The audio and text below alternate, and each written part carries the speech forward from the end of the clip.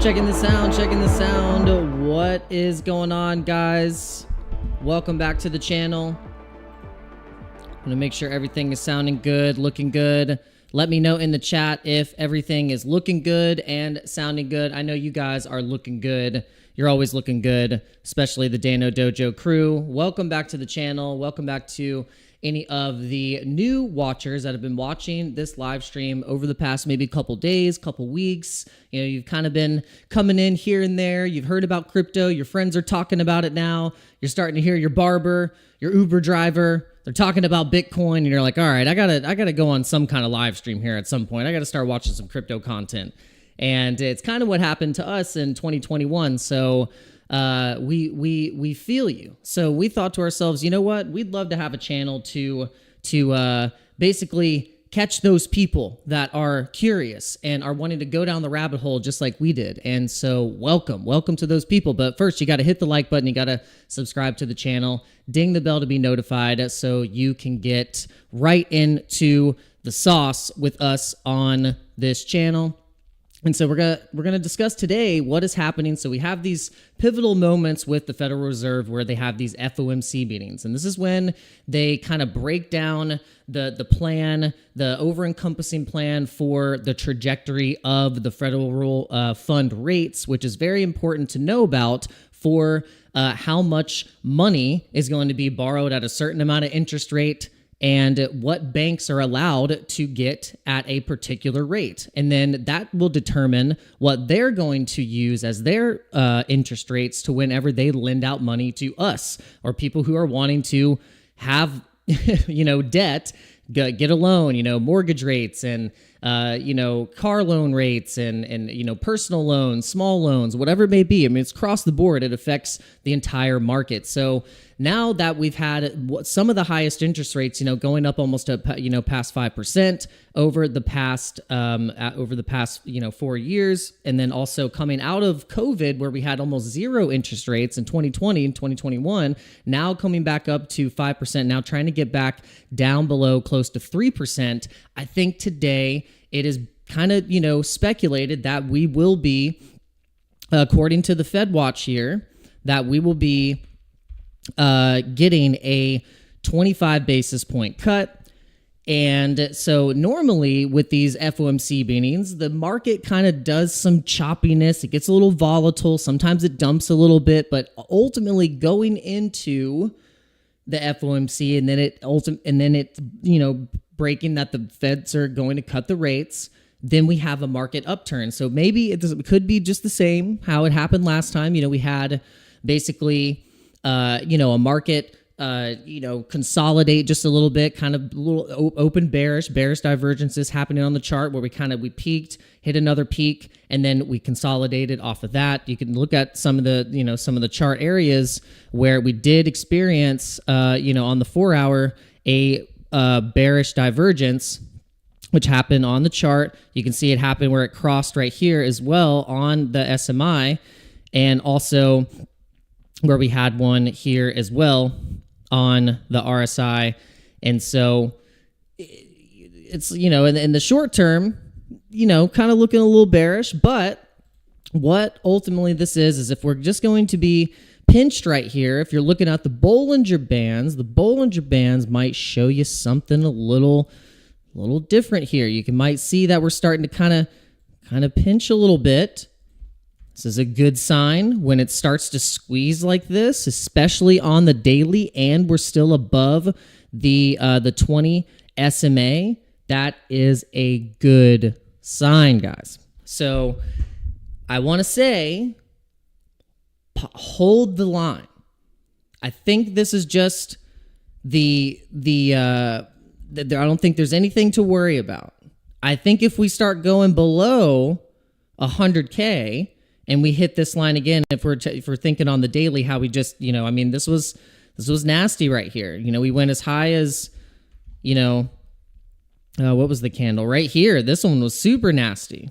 103,000 all the way down to 91 in just a single day. That's wild. So I wouldn't take it off the table that we get a candle down back to 100K and then another one going up to 113. And then it's just, and then all the way up until 121,000 towards, the end of the year, where we could be pushing up to 150,000 by Christmas time, before the end of the year. And then we get that 40% crash down, because from here, or you go down back to, 100K, that's a 35% crash. It could very well happen all in this span of time before we even close into next year, which would be insane. I mean, I don't think the people that are new in crypto are going to be able to handle it mentally. Like, they are going to be so messed up, because it's going to go up here. They're going to be like, I'm a genius. And then it's going to go way back down. And then they're going to go, oh my God, what did I do? I let these crypto people convince me. all of these things of grandeur. But you have to go through the journey. You have to go through the roller coaster. You have to lose. You have to lose money. You have to see your portfolio go down 50%. It's the only way, because it is what will happen.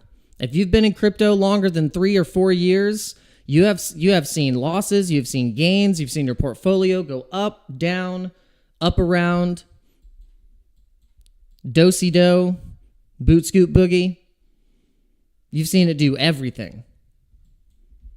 And the key is that you just try your best to learn from those mistakes. And then Andrew says, just make it all Pepe. It's his portfolio is 99% Pepe.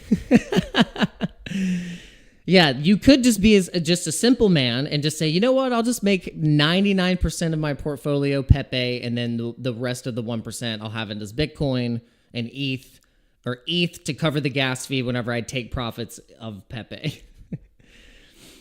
How many of you guys because I know I talk about Pepe a lot. It's just because it's just easy and fun to talk about. But how many of you actually, raise your hand, have Pepe in your portfolio? Because I consider it almost like a blue chip, almost like you got to have some Doge. How many of you have Doge and Pepe? Raise your hand. How many of you have Doge and Pepe?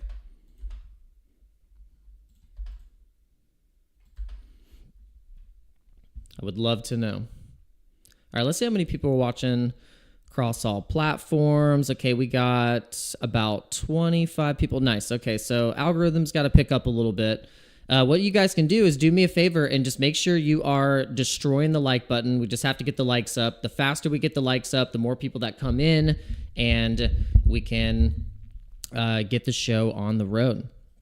All right, so let's look at Bitcoin really quick one more time.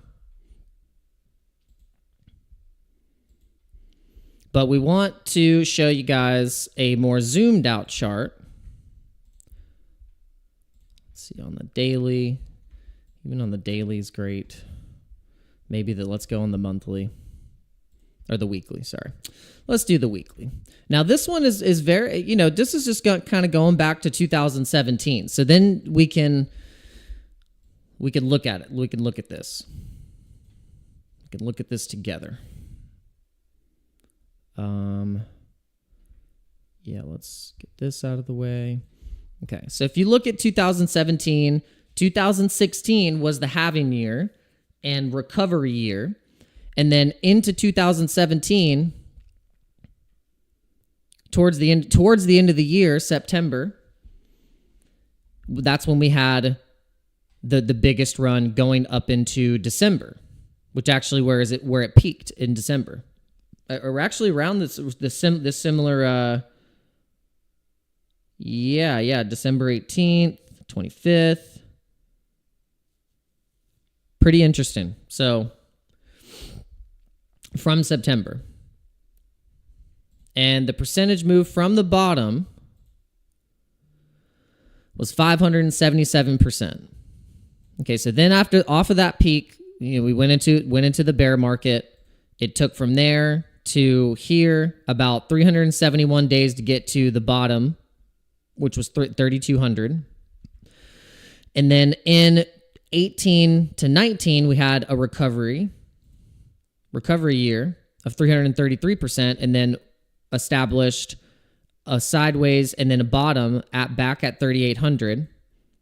But then I went from the last September in 2020, which was the halving year, and then pulled it from this point, because I'm just going off of September points. So September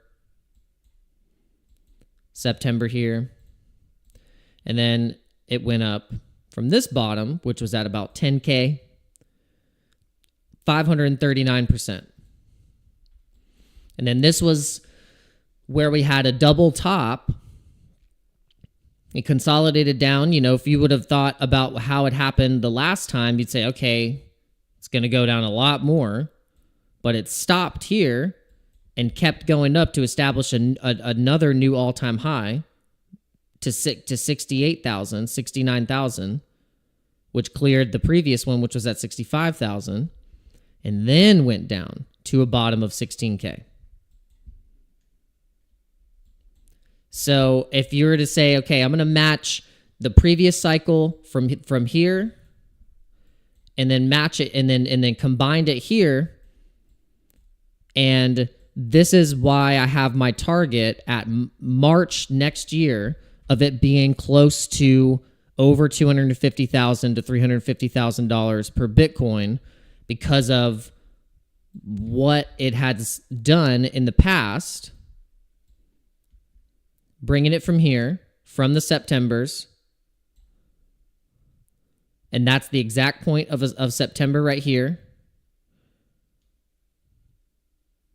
And we're already going up this line, which is the banana zone that Rob Paul has referenced a lot, is that banana zone, that point of inflection where it's just the momentum is undeniable.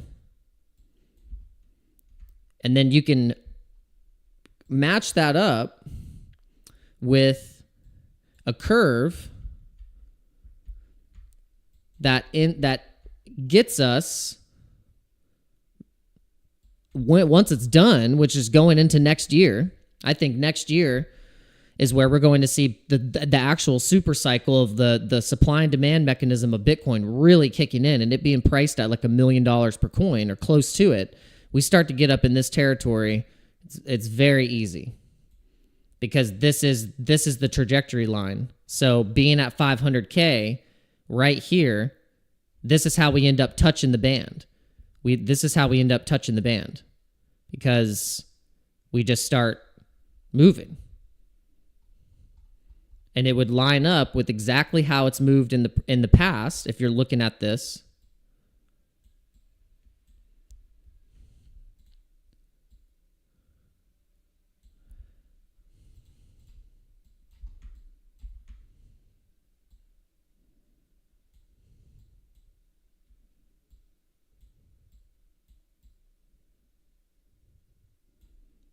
It's gonna be worth millions of dollars per coin.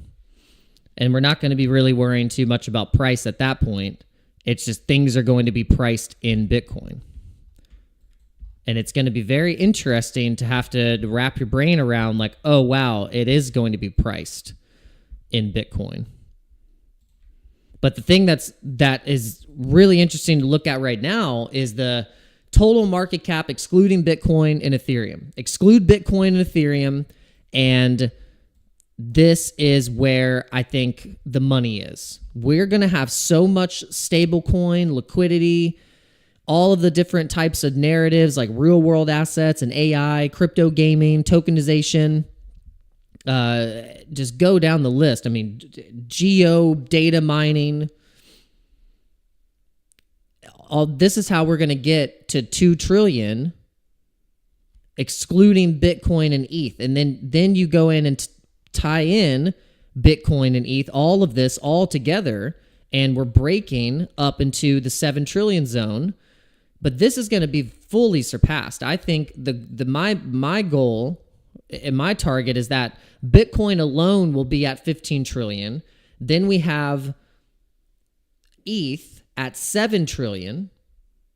Then we have the meme space and everything else below it at 4 trillion total.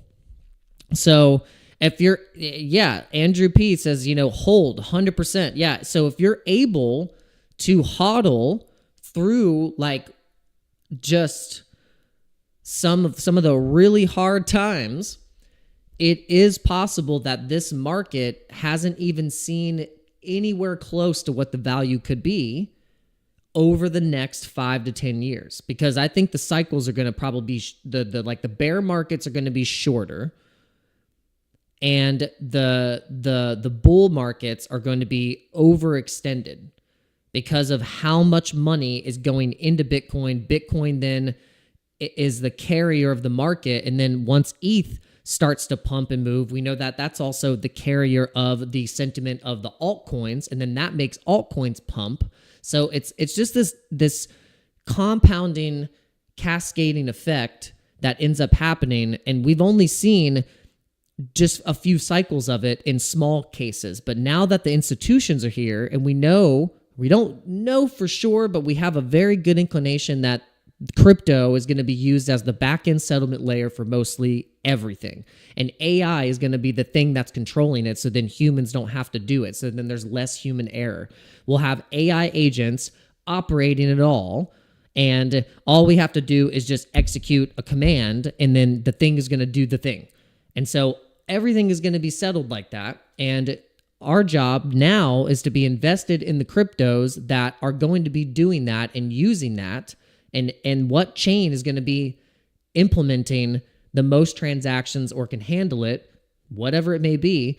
So this is kind of like thinking about investing in Facebook before Facebook just blew up, because you were using, you were like, okay, I've been using MySpace and all these different things. I used AOL. I was in the chat rooms, and you thought to yourself, okay, well, I probably should start thinking about what's going to be the next dominator, and just start chucking money at that, And that's kind of what we're doing right now. This is essentially what we're doing. We're taking a gamble. We're taking a bet on these they're just companies and brands, essentially. And we're taking bets on them to be the top one in the narrative.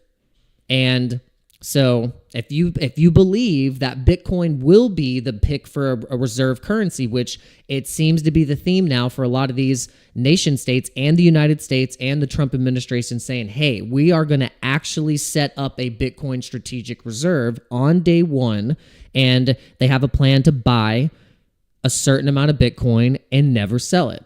And if they do that, a lot of other people are going to follow suit and then see the success of how we're doing it.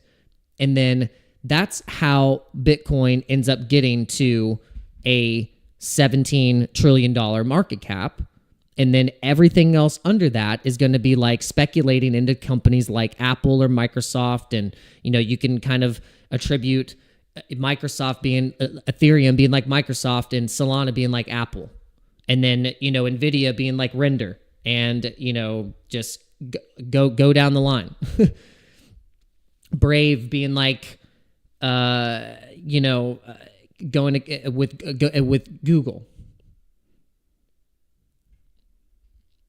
So this is how my mind is thinking. So we're all in an opportunity to front run trillions of dollars into some of these narratives.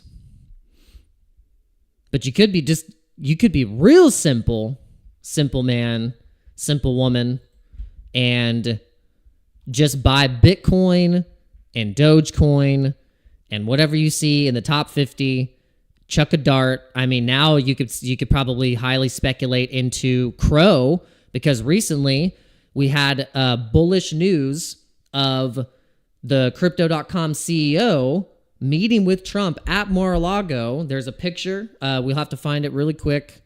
But super, super bullish. We've always been bullish on Crypto.com.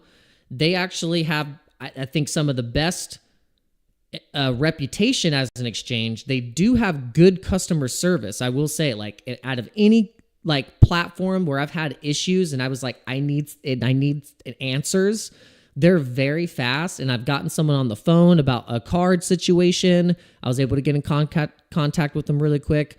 That's always the gripe with a lot of these exchanges, is like, if something happens, it's just a mess. But they've actually been very good. I'm not just saying that, like, straight up, legit. I was very surprised at how easy it was to get in contact with someone, or if there was an issue, hey, transaction looks like it's stuck, and then they're like, all right, we're going to get back to you as soon as we can, and then you're in a live chat, and then they're like, and it works. I was like, okay. I was like, all right.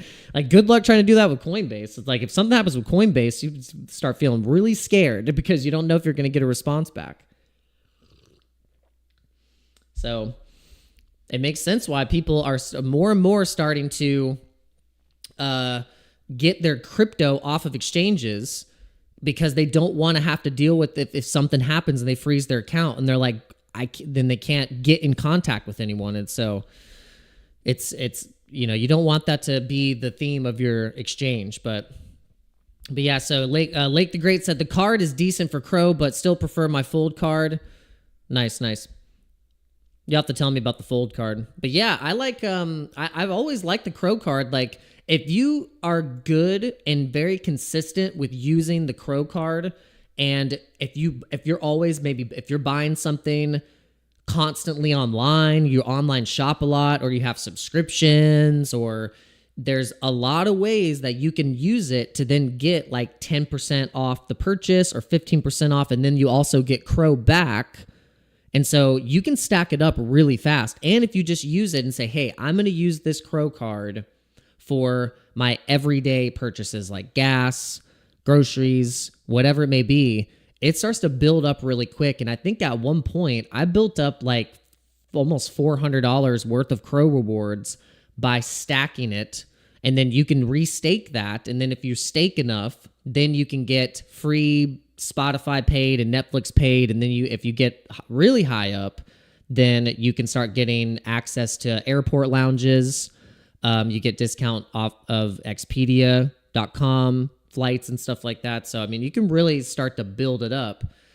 And it might be actually one of the best rewards for cards that I've seen. See, crypto.com should pay me for promoting for promoting their brand so much. But some of my best performing videos have been talking about crypto.com. If you're out there, crypto.com. You're in my area, so I would love to shake the CEO's hand just like Trump just did. I mean, like, sir, I love your platform. Excuse me, sir. But I hope you guys are doing good. Hope you're doing well. All right, so we got off track. We were talking about altcoins and things in the top 50 that could just be an easy bet, and then we got distracted and we were talking about Crow. Oh yeah, we wanted to see if we could find the picture. But I don't know if you guys have been seeing the drones. I've seen the drones. This is what I've been seeing above my city. This is what I've been seeing above my city. I don't know what you guys have been seeing, but these damn drones, they can't help themselves but to pay respect to the frog as well. All right, so here's some top 3 stories of the day. Coinbase apparently is under fire, facing criticism for delisting the wrapped Bitcoin. And so, due to risk associated with Justin Sun without providing a clear technical rationale, the irony is highlighted as Coinbase itself is under multiple regulatory investigations. So that's funny. So Bitcoin futures funding rate. Okay, so this might be a signification that we are not going to go too deep to the downside. So we're awaiting the Fed's decision on a 25 basis point rate cut. And who knows, they might cut 50. They might surprise us all and be like, we're cutting aggressively. And then who knows what's going to happen at that point. The market might just go bananas. But the Crypto Quant report reports that Bitcoin's futures funding rate shows no signs of overheating. So suggesting that there may be more room for price growth. Analysts believe Bitcoin could be entering a new phase of parabolic growth because we are in price discovery mode right now, potentially lasting up to a year.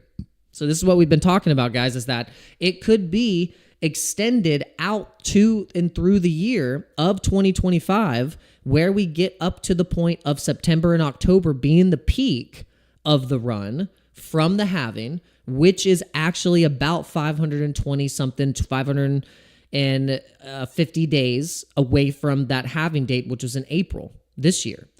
And so if you were to do the average peak of what we've had from the past cycles and the 4-year cycles, if you're looking at the 4-year cycles, we can, here you go. You got Crypto Zombie. Shout out to Crypto Zombie for giving us those awesome Bitcoin updates. Nice long videos, but if you get through them, there's a lot of great clips in here. A lot of good blurbs from across the market. So shout out to Crypto Zombie. If anyone has any connection to Crypto Zombie, that would be cool, because I'd like to do some content with him. It'd be cool to have him on the live.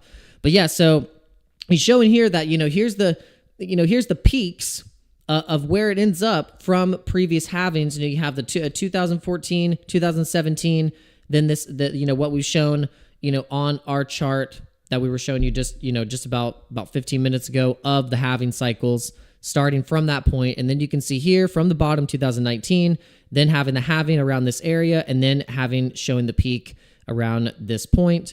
And then you can see here that we still have, from this halving, from the bottom, you can see if history kind of repeats itself or rhymes a little bit, then we still have plenty of room to grow. And if you were to be looking at the price point of where this is sitting at, it would be ranging in around those price points that we have mentioned.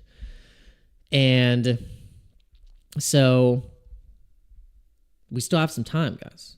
We still have some time. Let's see what he has to say. And you can kind of see where we might be in relation to these previous cycles. Again, we had this perfect balance between the 0.786 and 1, and I literally told you guys that you could probably have just sold here and bought back here if you wanted to make a quick trade. But, now that we're above it, we got to look at some of these higher areas, right? The 1.618 is around 135, and if we back out from this larger Fibonacci, that's around 155,000. And again, people say that sounds crazy, we can't do it. Yeah, well, ask someone 6 months ago if Bitcoin was going to be at 100,000, let alone above 100,000 by the end of this year. And I guarantee you they all would have said no, right? And just to show you really quick, we are... So that is my call, guys, that I think we're going to be at $150,000 per Bitcoin by the end of the year. I know it sounds crazy, but I think if we're going to follow this model, we could see a massive supply crunch. And I don't know, the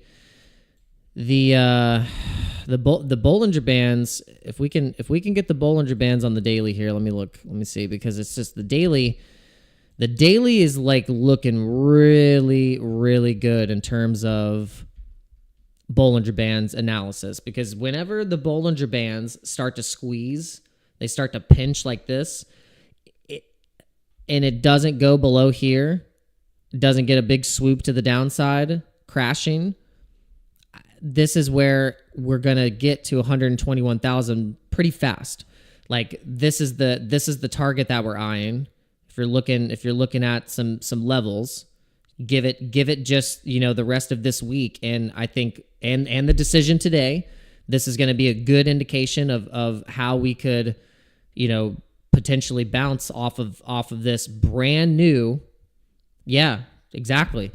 Like, FOMC rate cut also today. It's just basically like, it's just like a rubber band ready to pop. It's like when you're holding something, you're squeezing something and it's just about to go.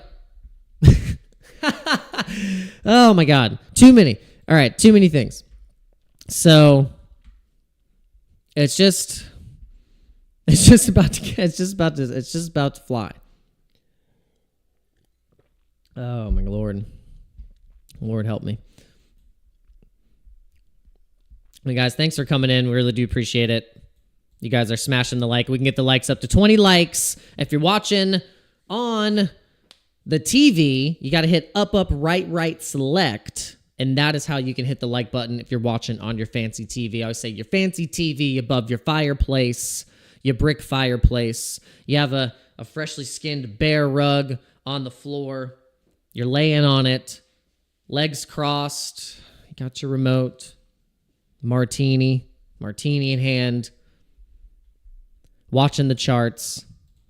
All right, guys, I want to show you how dangerously close some of these trades are getting to the no-no zone. And if you know what the no-no zone is, then you know. It's where you could be potentially getting completely wrecked. And so with these consolidations of ETH selling off, the ETH Foundation being absolute paper hand pansies and destroying the momentum that ETH could have, they end up just selling right when it gets to the pinnacle point of us flipping that resistance into support. So that happened yesterday. If you're wondering why Ethereum just took a crap, is because we actually had a lot of that ETH being sold off at points of them being in profit, a good however much, 50% or so, because their average price buy-in being at 2,000 or so. So them selling at that price, then making a 50-60% profit. If that's what they care about, making a 60% profit to dump it on all of the plebs, then I think the Ethereum Foundation should be shut down. I think there shouldn't be some foundation. It's like, that's what foundations sound like, the Clinton Foundation. And guess how much money they slush funnel for going to talk and do speeches to these people. They're like, oh, who really wants to pay Hillary millions of dollars to go and speak at some event? Come on.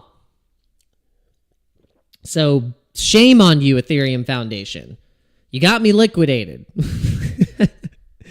This is an outrage. But it is what it is. Hey guys, we're ready to go back into the next trade. That's all we're saying. We might even be as a degenerate as going literally back into the ETH trade, because it did bounce, even though it's still, it made us mad. We still established a higher low. If we're looking at the daily chart, we still have obviously a good chance of bouncing and actually making it to the 4,300 zone. So we could recoup. We're on the point of control. We have some decent nodes up here to get us back over 4K. But are they just going to sell again right when they hit 4K? Or are they going to let us actually push over the line? Maybe with the help of the ETFs. If you guys remember that we do have Ethereum ETFs, we do have inflows. You can see that on the 17th, yesterday, instead of any selling pressure, we had all buying from the beginning of the week. So 51 million, 144 million. And then in the previous weeks here, we actually got up close to what the inflows were and have been on the Bitcoin ETF, at averaging over 200 or 300 million per day, sometimes getting over $500 million and close to 700 billion right here, like on the 16th, 636 million inflows in the ETF. And so that's actually what brought Bitcoin over to all-time highs. If you look at the chart from January of this year, right in January is where the ETF was announced, it was launched, and then this is actually what brought us to all-time highs.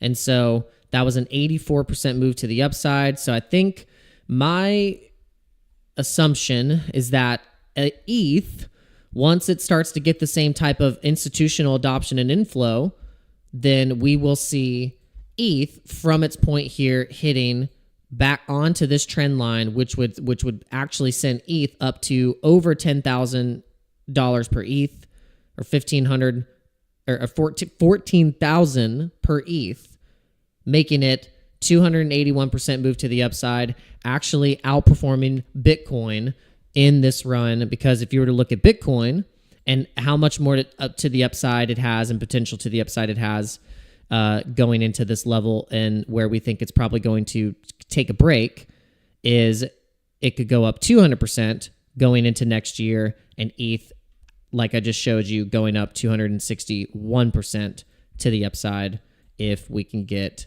to the mega level, which would be right up here 280% move to the upside at $15,000 per ETH. But that's my ultimate bull case for Bitcoin and Ethereum. And then everything else is just on the table. I mean, Brett could be at a $40 billion market cap. Pepe could be at a $60 billion market cap, getting close to where Doge is currently right now. Ticker Bitcoin could actually be one of the top 10, top 5 meme coins in the entire world, getting up to the famed price of even half of the goal of getting to $5 or getting to $10, which has been the goal of this coin, to say ticker Bitcoin to $10. And then who knows? Litecoin might even surpass its previous all-time high from the last bull market, getting over and getting to $500 per Litecoin. We're already halfway up this trajectory banana zone that it has historically been in previous cycles that we've shown you on this chart.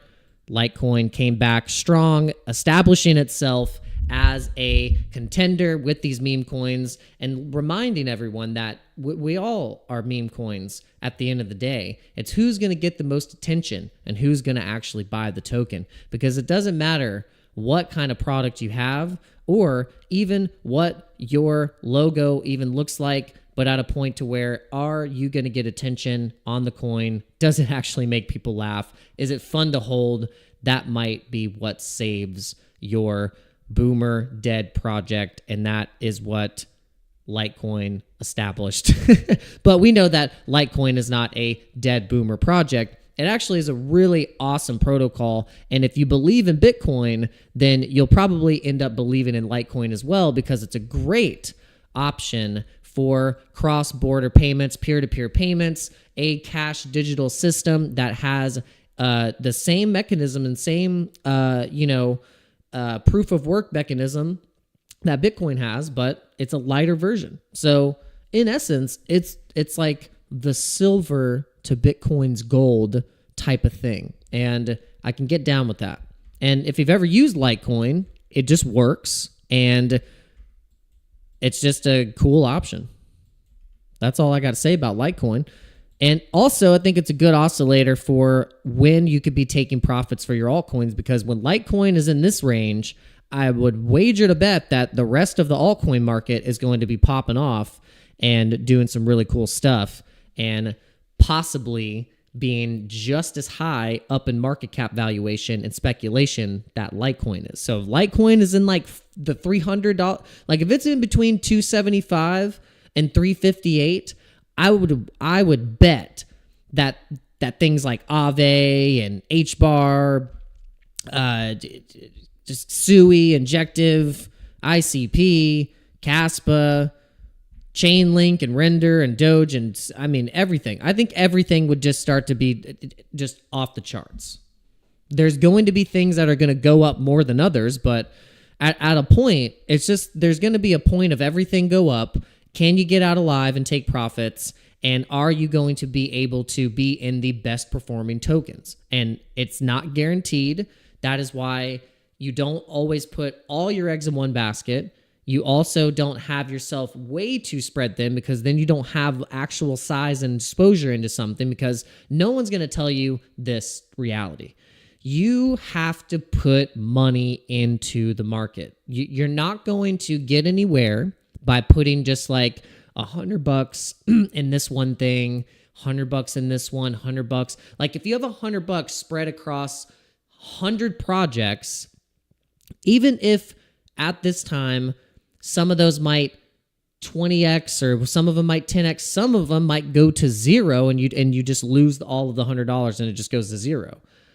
But if you were to be able to actually narrow down strong projects, build a portfolio that has maybe 10 to 20 tokens, and you get $1,000 or more into each of those tokens, that is where you're actually going to do some decent returns in this cycle. Because then if, say, one of those with the $1,000 does the 20x, then there you go. There's your 20K, and you could have everything go to zero besides that thing, and you've still would have been able to be in profit, cut your losses.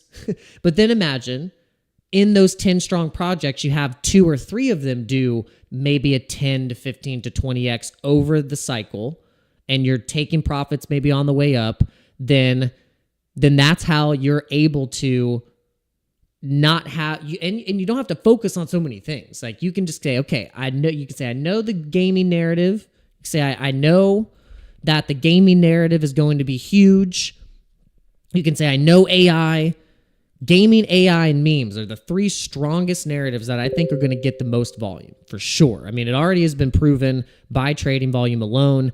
And so you could say, okay, the things that have the highest trading volume right now, the sandbox has been getting back into the realm. I actually show you guys, I put in a sandbox trade on COINFLARE. So if you guys want to trade with COINFLARE, make sure you're using my link in the description, and you get a free $20 and some extra Flare points. So make sure you guys are checking that out. Helps directly support the channel. But yeah, we've been looking at the gaming narrative, and you could say, okay, here is 3 projects that I'm sure you've already heard of: Floki, Sand, and Gala. Recently, Floki was listed on Coinbase. Floki actually does have a game. So it has like a metaverse. It's actually one of the few meme coins that, quote, has the utility. And then you think about Gala as a blue chip gaming studio coin. So if you're investing in Gala, then you're investing in multiple different things, all encompassing. Kind of as if you were to invest into Immutable X is the backend ecosystem for using for Passport. So it's like, you can do your NFTs. They help you do NFTs. I mean, it's just like across the board. This is like investing in 25 to 50 different games by just investing in Immutable. And then Ronin is a wallet and has its own chain, and then is used as an ecosystem backend that was supporting Axie Infinity back in the previous cycle. And so just by doing that, just like what I just said, just doing a little bit of that research and saying, okay, that's how I can build my bag. Maybe, and it narrows it down to they're still, pretty high market cap, but it seems like even though they're at a pretty high valuation right now, we've seen what the capabilities were and how high these things got last cycle in terms of Axie Infinity, in terms of Illuvium, the Sandbox, and Decentraland. These things got to billions of dollars of market cap with no product. So now there is a product. Now there's investors. Now there's people that are kind of understanding it. Retail is kind of going to come in, and this might be, something that is going to be the first thing that people put their money into is the gaming stuff. So you can say, all right, I'm going to pick one metaverse token, the Sandbox. So I'll pick Sand, then I'm going to pick Immutable X, and then Ronin. And even just right there, you get a couple $1,000 into Ronin, Immutable X, into Gala, into Sand token. And I can almost like, I don't want to guarantee it, but I mean, these things will start to pump, and you will have an opportunity to, if you're DCAing into these things right now, not to say like you need to just throw size in right now, because there's going to be market dips, but that's why the DCAing strategy a lot of the times outperforms everything, because it takes and eliminates, it doesn't matter what the price is. It's just like, I'm going to buy. And what it does is it gives you a really good cost basis across whatever investment that you're trying to acquire. And where it's worked the best is with Bitcoin, because over time, because of the nature of Bitcoin and the volatility, you're better off trying to not time the market and just accumulate. And so that is represented really strong on the Michael Saylor tracker, where he's just like, I'm just buying across the chart. It does not matter. He just buys across the chart.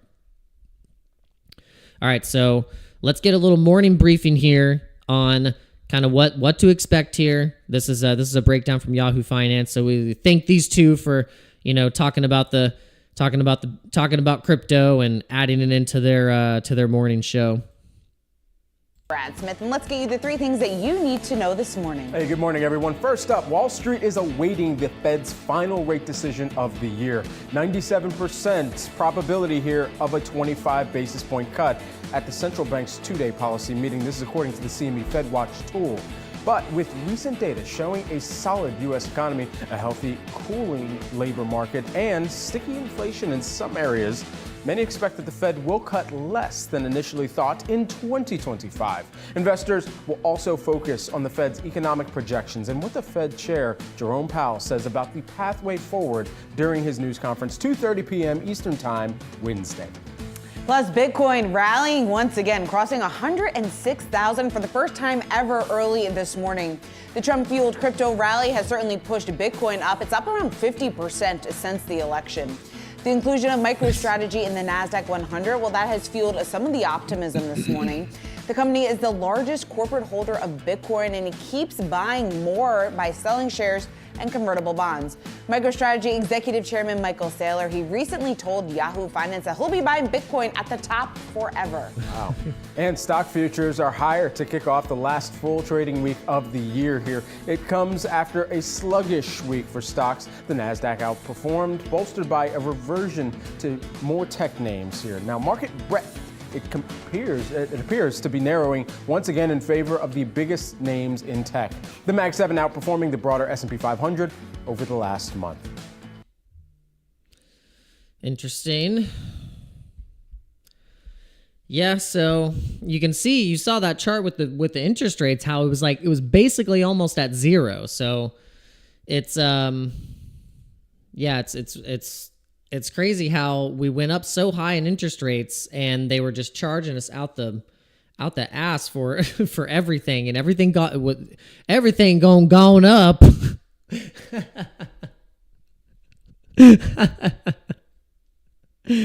Everything just gone up, and just everything just got so darned expensive.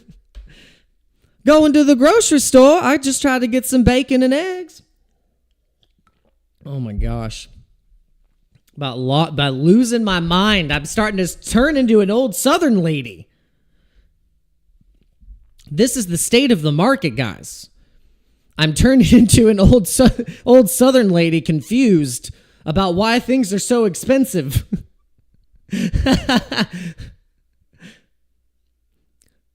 I just thought, load it. All right, so let's show you guys the sand trade. We were doing some TA on sand. Let's actually pull sand back up. We have sand.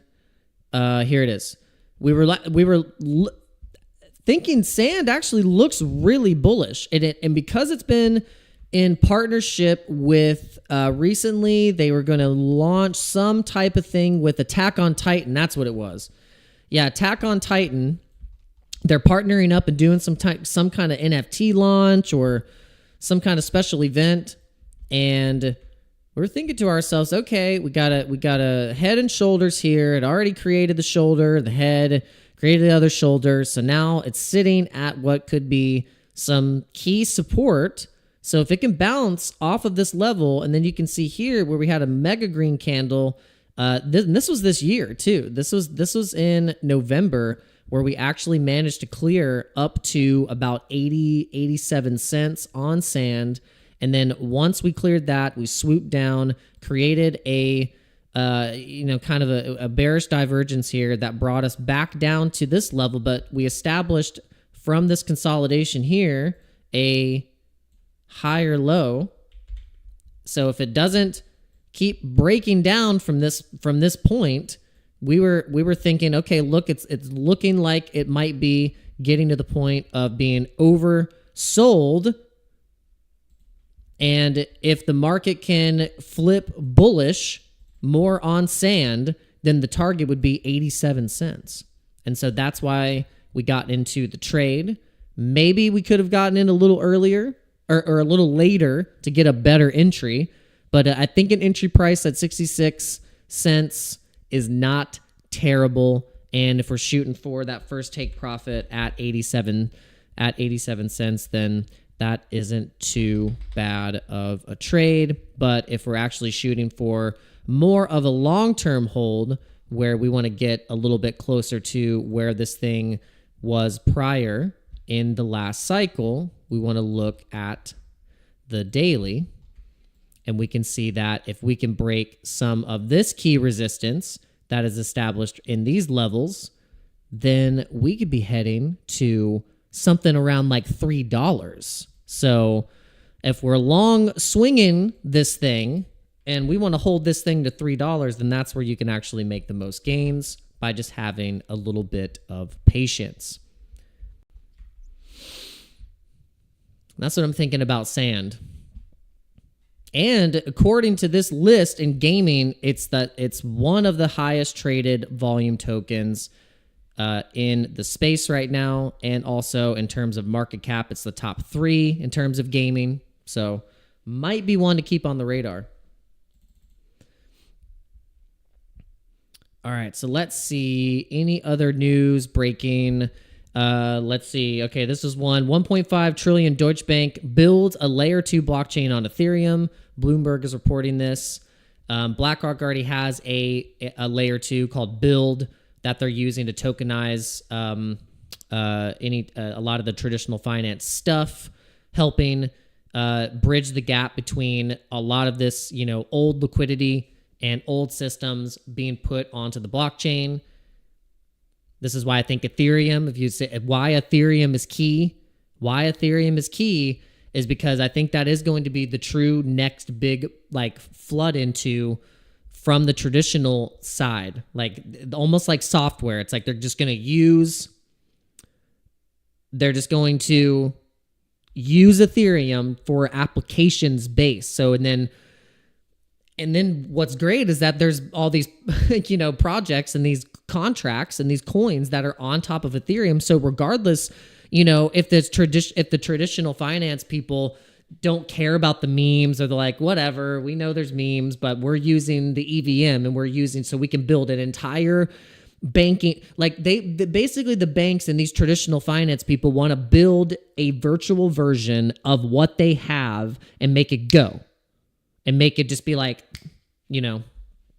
that's I think what they're gonna do. So then they have a full dashboard of everything that they can see, and to top it off, they're gonna have an AI model that is running it for them, and then that's gonna be used by what it may be, render or near protocol, all these different whatever it may be is gonna be the pick. And I wager to bet that if you're going into the top 50 and looking at what's being the pick, for the AI stuff, if you click on AI and then, near protocols, the first one that pops up, and then you see render. And then we've talked about FET, how that's been the super group of the 3 AI projects combined into one super intelligent alliance. I think the traditional finance guys are going to be all right, let's have a meeting with the FET guys. Let's have a meeting with Render, and let's have a meeting with Near, and let's see who's offering what. And that might be the easiest trades of the cycle. FET, Render, Near. Boom. For AI. Done. You can maybe even go as far as what has been doing well in terms of what people mention about. I've mentioned Rose. Rose is always kind of a sneaker. Does a lot in terms of more than just AI. I mean, it seems like it does everything. There's always these coins that you're like, what? It was in AI? Oh, it's in storage? Oh, it's in privacy? Oh, it's a full blockchain? Oh, you're like, oh, you're just in every single bag. That's how I feel that Rose is. But you can go down the list and say, okay, here's the lower market cap stuff. So then, like I said, I've mentioned AGI, Delicium. They are involved in the whole AI agent thing. They have a thing called Lucy, full automated, to where you can say, hey, Lucy, send ETH to this address, send this to that name, and it'll just do it for you.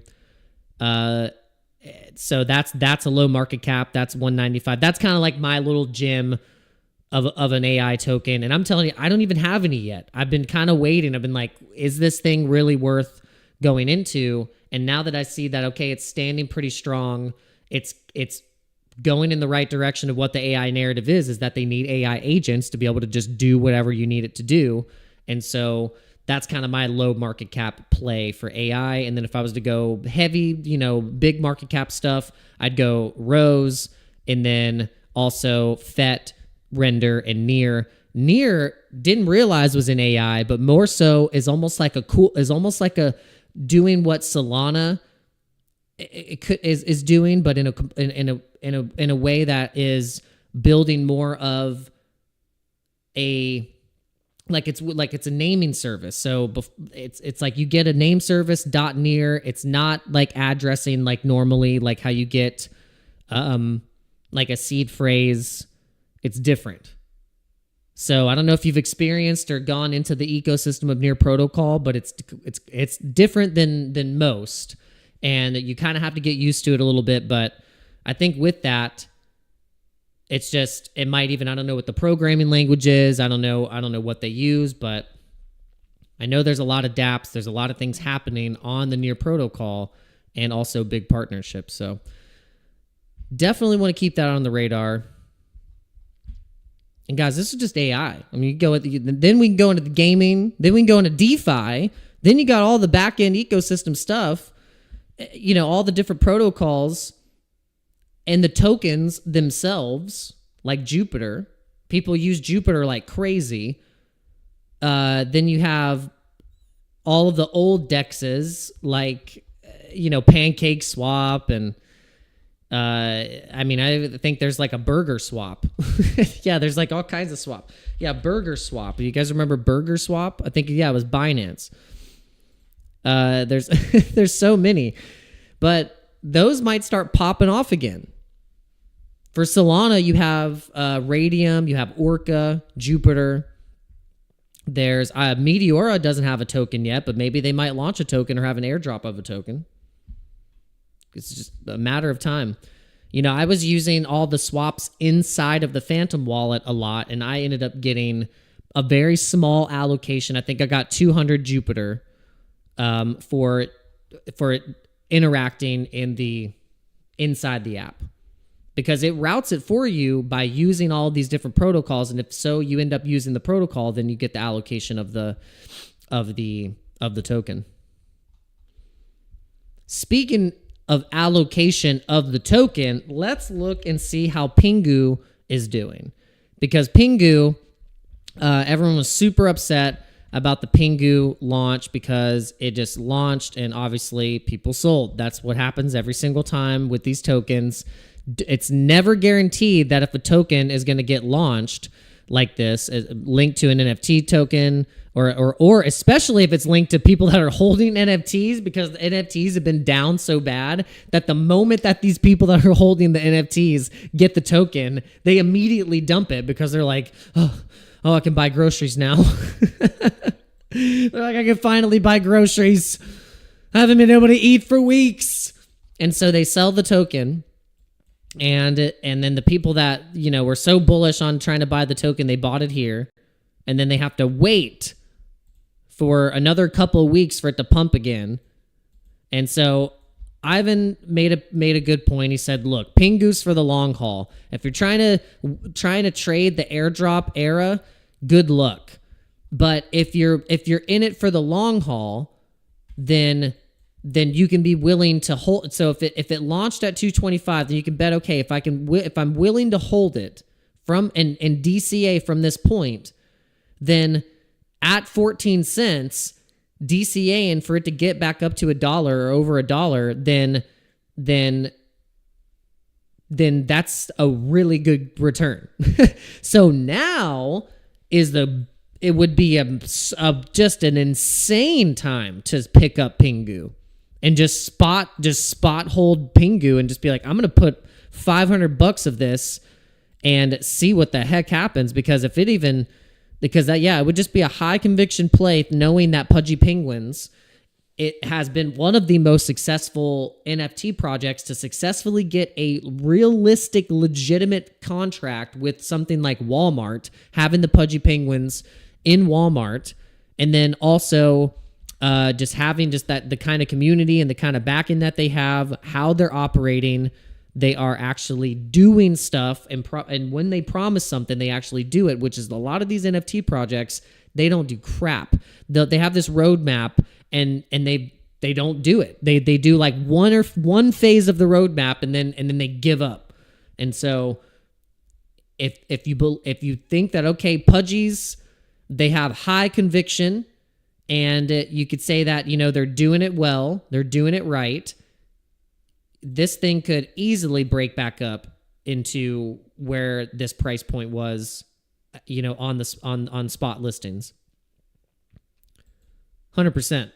So yeah, I might buy some Pingu. Now I'll buy some because it's like at a steal. Yeah, Pingu is at a massive steal.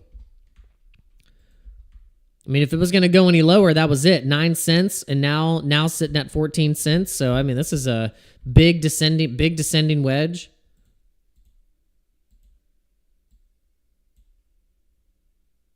Showed strength to bounce off of this level too. Hit it again. Right here. Established support.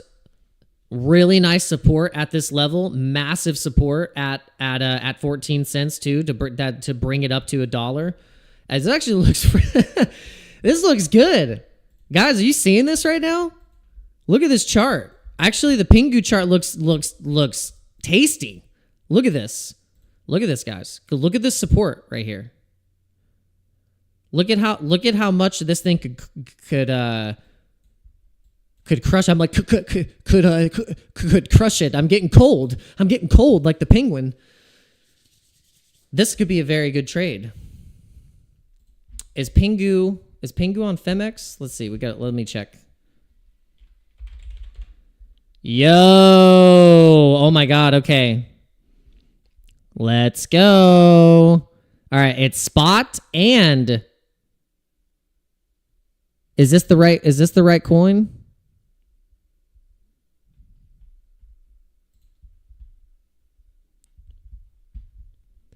Which one is this?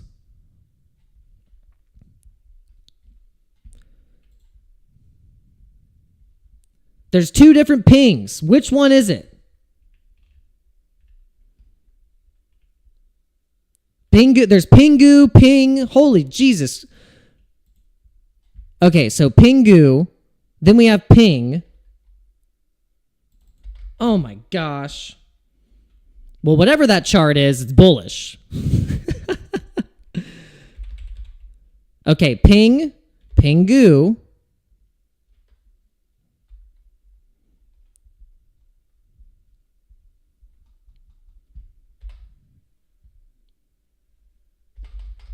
What the hell? Hold on. Okay, we got Pingu here because it says Pingu.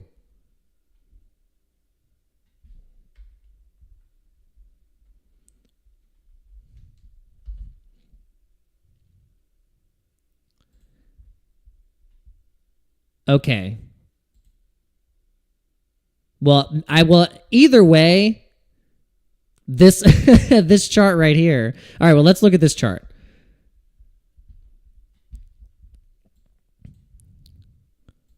Okay, so it launched on here 5 cents. We're going to have to look at, let's look at the 4 hour.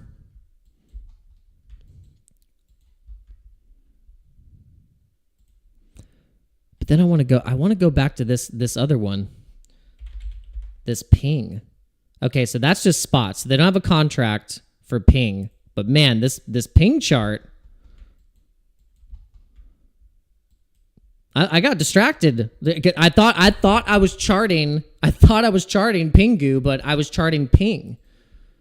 But I actually really like this chart. Actually, not a bad chart. I'm saving this chart.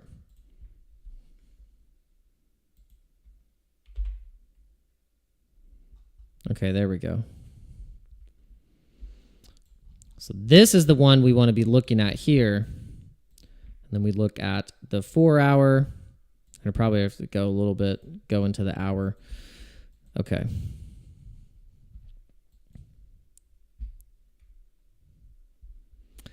Here's the thing, guys. This is how easy It can be to be looking at the wrong token, thinking that you're buying the right token because of how close something looks like another token, or there's 7 different versions of a specific token. Like that was happening with Pepe, that was happening with Brett, that was happening with multiple tokens. And it's easy to get things completely mixed up. Because I just charted a coin, Ping, thinking it was Pingu, and just messed myself up. But all right, Trade Intuition said, first time here, YouTube recommended after my stream. Oh, nice, let's go. So I love watching other traders with their thought process. Yeah, same, exactly. So I will go on your channel and get some Trade Intuition. And everyone go and check out other channels as well. If we got any other YouTubers in here, I always encourage people to go to their channel as well and help them boost up their algorithm. Go and give them a comment and give them a like and subscribe. All right, so is BTC pumping? Because we're getting closer to the FOMC, because I think now we're probably going to start getting the breaking news. And let's see what's breaking right now. I know Benjamin Cohen is really fast on breaking the Fed rate cut decision. So let's see what is happening. And okay, so Ashitaka is saying Bitcoin has been parabolic since the choppy market since March to October. 178K would be a reasonable target as the market moves into the crazy stages. And that's kind of what we're thinking too. We're thinking we're getting pretty close. And then Pepe says, when your family asks what you did with your Christmas money, this is just what you show them. You're like, well, had to buy some crypto. All right, so then we got Whale Alert 6 minutes ago said that the USDC valued at 52 million was burned at the USDC Treasury just today. And let's see, Tesla's market cap has now surpassed 1.5 trillion, so that's bullish. We've gotten some bullish news that there's a major partnership with XYO and Tesla Cybertrucks, or just Tesla cars in general, that they could be operating XYO nodes. Super bullish. All right, so let's see Bitcoin right now. Is Bitcoin breaking out? Let's look and see what's happening with Bitcoin. Are we getting pinched in the Bollinger Band squeeze? Is it happening? We could be getting a nice bounce on the bullish news of a Fed rate cut, getting us closer and closer to 3%, which would make it a lot easier for people to borrow money, which we know that here in America, we love borrowing money. We love spending money that we don't have. We're really bad at that. No one taught us. Like all they've taught us in America is how to get in more debt. That is what they're really good at teaching us. Buy stuff that you can't afford. And we'll make sure that you can get the money to do it, but you're gonna owe it at interest. And so hopefully with this American financial revolution of setting up the Bitcoin reserve, teaching people about Bitcoin, teaching people about money, making them understand that the fiat system is built around you using it and you being a pawn in the system, and for you to not realize that that's the case. And so you have to break free from the shackles, start to invest in Bitcoin, utilize digital banking that is on your own terms, and you will be set free. You will start to look at things a little bit differently, and you will start to go, whoa, hold on a minute. You're telling me that the government can print money, make me pay taxes on even something that is a property that I own, and then they're still using what they get from me to then pay off the national debt, and then fund things that I don't even agree with. But they can do it and print it out of thin air. And if I don't pay them, and they're not part of the government, and they're actually not federal, they have the jurisdiction to then use the military-industrial complex to put you in jail.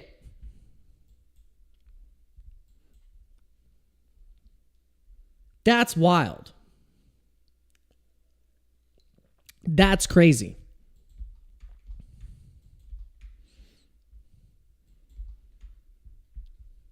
It's pretty crazy, guys.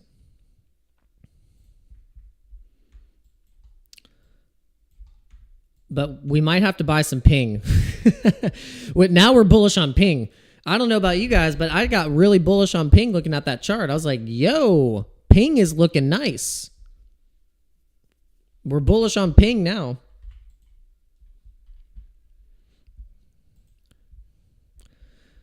Okay. All right. The sand trade is looking good. The sand trade is in profit.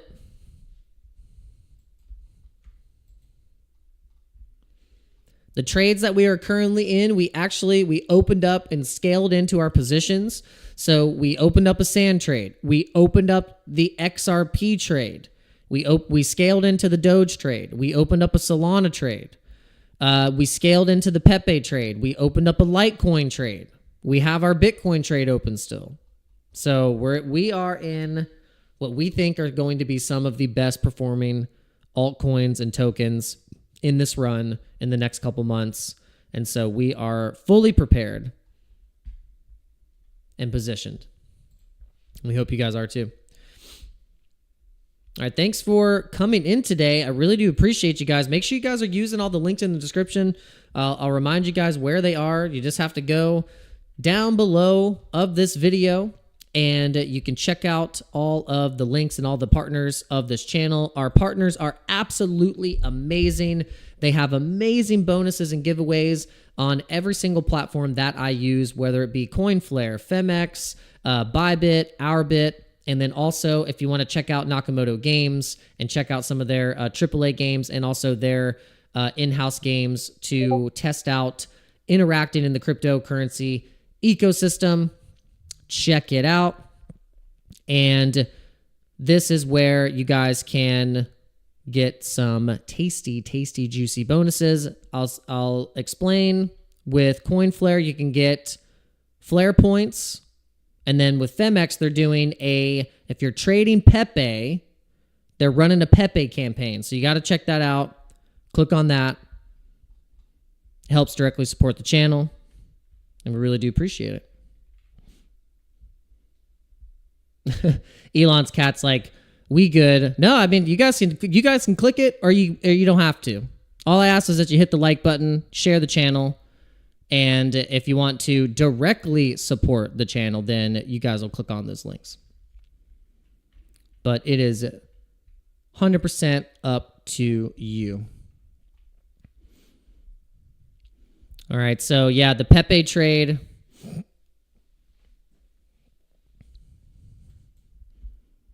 The Pepe trade is... Oh, it was getting real scary. That was the liquidation point right here. And so hopefully that was the stopping point. It was looking a little scary. But we're hoping for a bounce.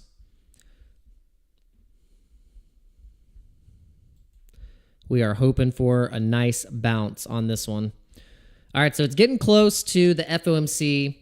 It's projected that they're going to be cutting at a 25% basis point cut. I don't think there's anything else too pressing today that we could be reporting on. That's pretty much it.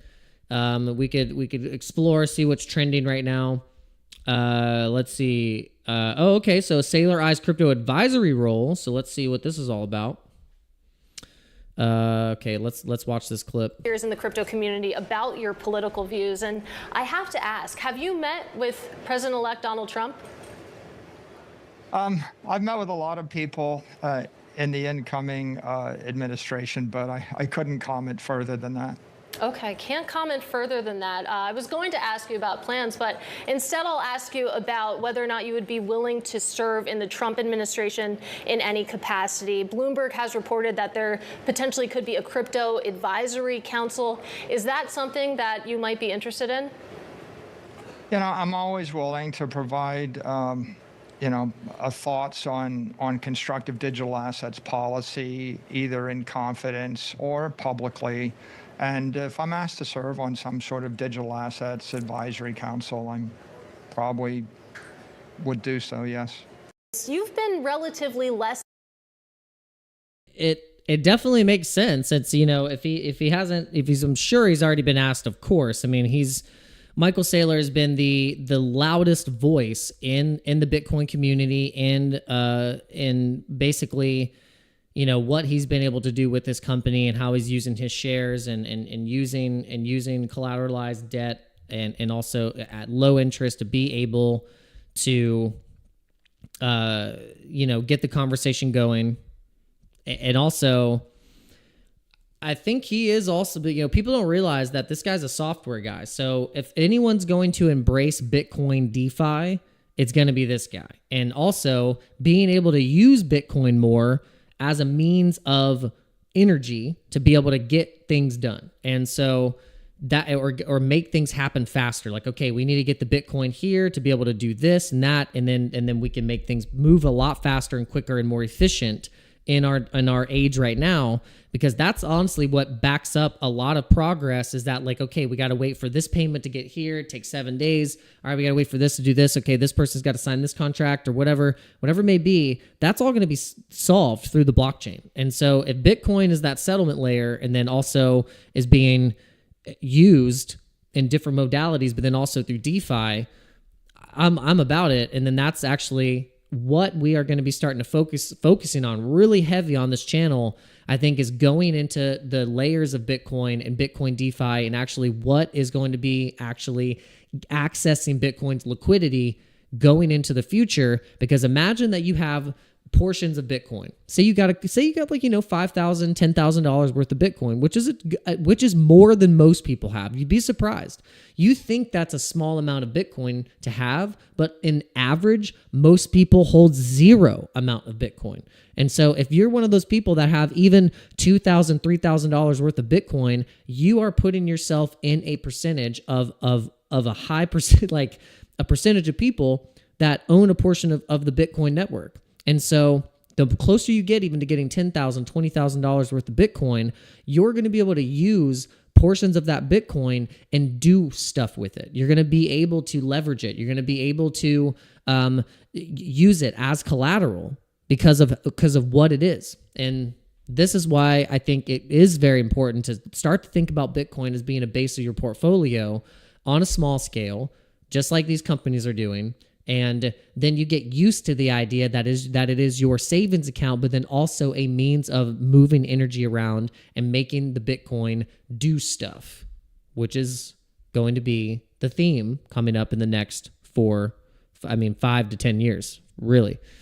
And it's apparent because of the people that I met at the Bitcoin conferences recently. I was in Abu Dhabi at the Bitcoin conference in MENA, and I talked to this gentleman for a while. He was explaining about, you know, these proof of work coins coming back. These exchanges are starting to set up mining pools for these old proof of work coins, and also that Bitcoin being used as the indexer for setting up DeFi, and also being able to use swaps and omni-chain protocol on Bitcoin is becoming a reality. And so I kind of want to start getting early invested into some of these things like this, because I think it's going to be huge. It's going to be off the charts. So hopefully we're going to have this guy on really soon. So we're going to have a really good conversation. It's going to be very, very soon. Very, very soon. All right. Anything else, guys? I don't know. Anything else you guys want to talk about? Any other coins you want me to pull up? Anything that you guys have been watching that I haven't really mentioned? I know Sonic Labs is now active. I think the main net is active, so you can actually add the RPC onto your MetaMask or or any of your chain wallets that has that access to be able to have that address and add the network. That's a thing. We'll see how that works. I'm going to actually do that today. I'm going to add it to the MetaMask and see if I can, I don't know, get some kind of early allocation of the Sonic token. Let's see. Yeah, everything, things are kind of went down a little bit. We had some of the altcoins get hit. XYO down 5%, FTM down 6%, Litecoin down 7%, ticker Bitcoin down 7%, Kindu down 8%, got the Boo token, Spooky Swap down 10%, Bonk down 5%. Pepe got hit, but now I think it's starting to do a recovery, which is good. It was getting a little scared. We definitely had a nasty bearish divergence here, but now that we've come off the divergence and we've established a descending wedge, it is very well possible that as long as we can get some more bullish momentum across the market, then we can easily clear this level right here for Pepe. We just have to have it match up with some of these levels, get a flip right here. XRP is actually looking really good. We were thinking, look, let's get back into the XRP trade because we could see some momentum breaking new all-time highs for XRP if we go into the month. The highest XRP has ever gotten was at this level. I think, XRP has never gotten as high as what it is right now. We'll just double check, go to XRP. Make sure that this actually this is establishing brand new all-time highs. Oh no, okay.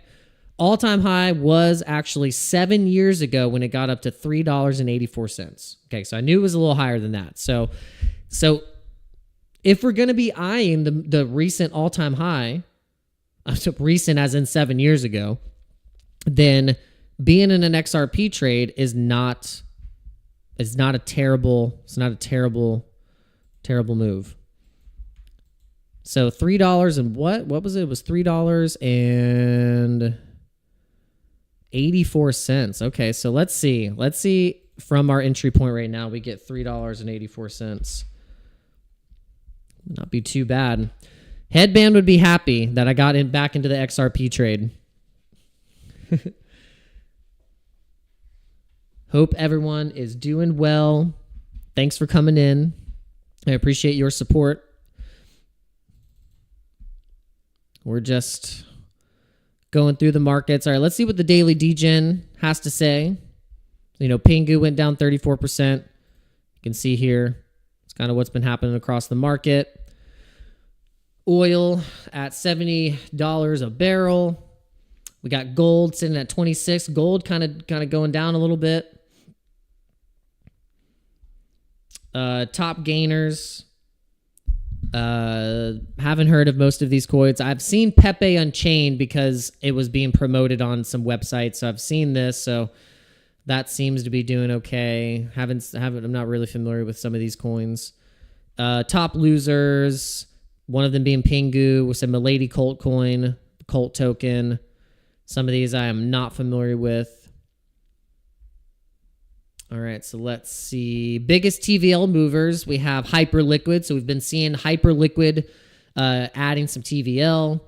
Talos, let's see, Sui, and Kronos, the Kronos ZK EVM. So a lot of bullish stuff happening with Crow. It's making me want to buy some Crow token. I think that might actually be my next altcoin buy, is getting some Crow token and then staking it on the actual platform. So whenever I use my card, I can start getting some massive Crow rewards. I think it's time. I think it's time to stack. It is that time. All right, so top entities by the 24-hour revenue generation. So stablecoin issuer with Tether having the best fees. God on Hyperlink is going to be a huge launch on Hyperlink. Is that part of Hyperliquid?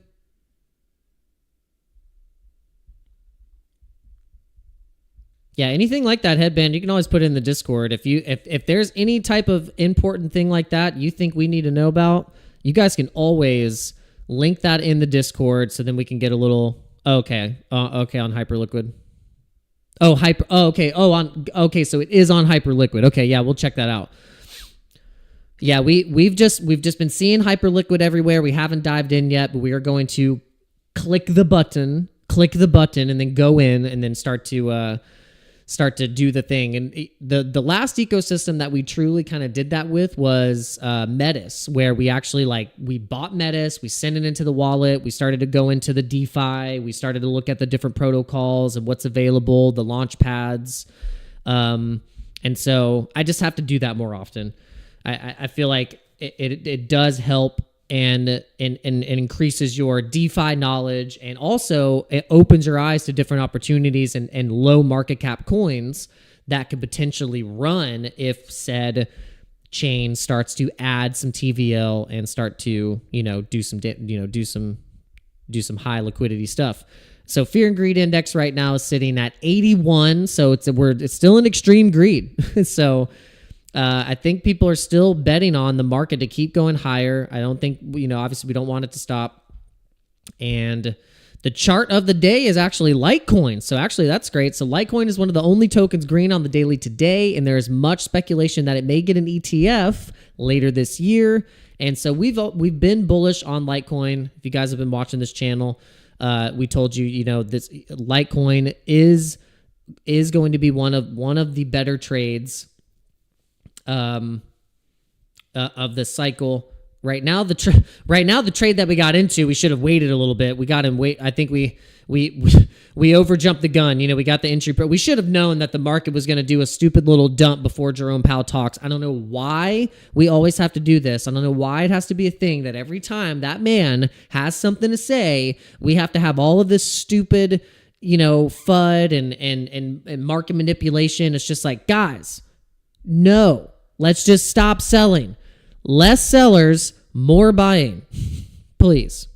But it is what it is. So if we can just remember that this time, dang it, then we would have went into the trades today instead of last night like a freaking degenerate. But it is what it is.